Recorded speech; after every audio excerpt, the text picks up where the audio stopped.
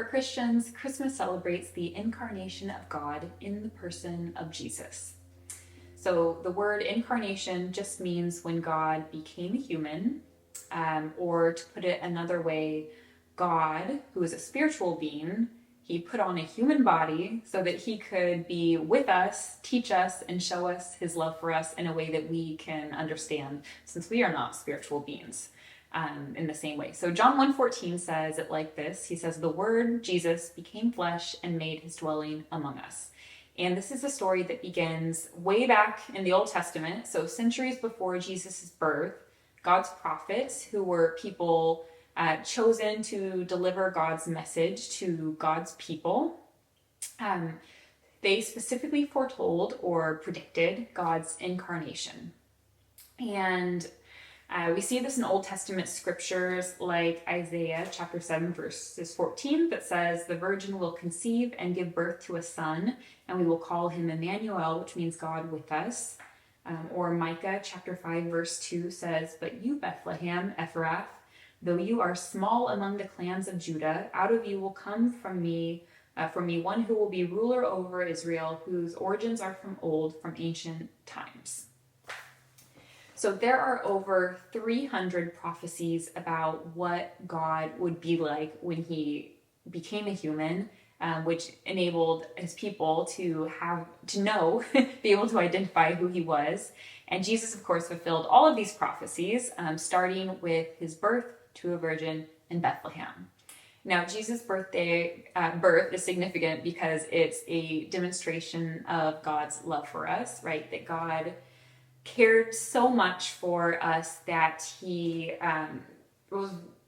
he was God, he was willing to get on our level, and he did this to restore a relationship with him and offer us peace and eternal life.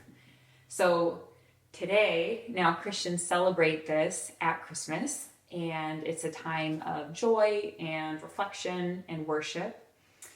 And I just want to note that the Christian celebration has always been a little bit mixed up with non-Christian cultural traditions. It is now, it was in the very beginning, so I'm going to try to clear up a couple of them.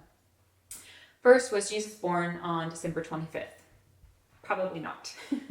The Bible gives us clues that Jesus was born in the spring or the fall. That clue being that, it talks about shepherds in the field at night. And in the winter, shepherds would typically bring their flocks in to protect them from harsh weather, whereas in the spring or fall, the weather was mild enough for shepherds to be outside with their flocks.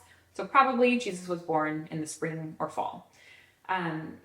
It's likely that early Christians started celebrating around in December as an alternative to other non-Christian festivals like Saturnalia that happened at that time.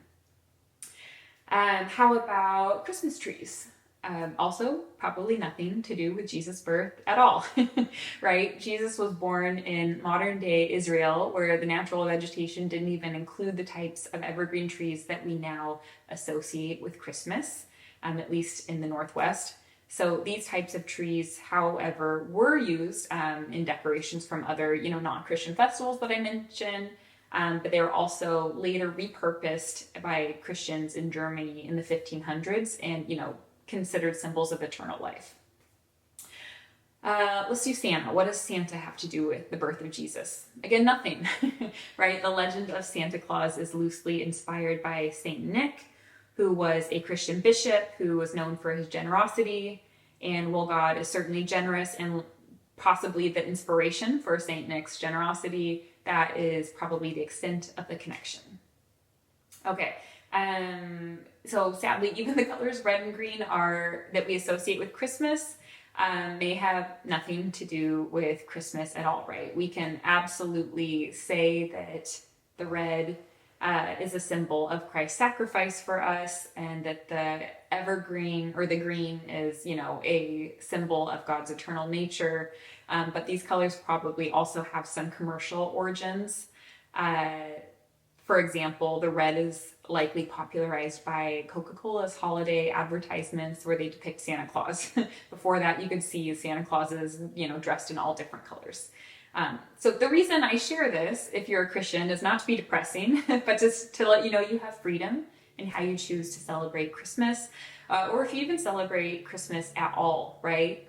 Christmas is not a biblically mandated holiday, so there's no one right way to celebrate. So as long as you stay within the bounds of what God has told you is good, you can adapt and redeem existing cultural traditions to, reflect a Christian focus. Or you can start fresh and rethink how God might truly like to be celebrated. At my house, we keep it really simple, right? We just bake a birthday cake for Jesus, and then we read the stories about his birth in the Gospels. So that is Christmas. If you would like to know why Jesus came to earth in the first place, I would encourage you to check out my video, What Do Christians Believe? Or, read the Bible as well. If you have questions about Christianity, please add them to the comments. I would love to answer them there or in a future video. And then in the comments, if you're willing, I would also love to hear what you do to celebrate Jesus's birthday if you're a Christian. Lastly, if you want to see more content like this, go ahead and subscribe, and I will see you next week. Thank you so much. Bye.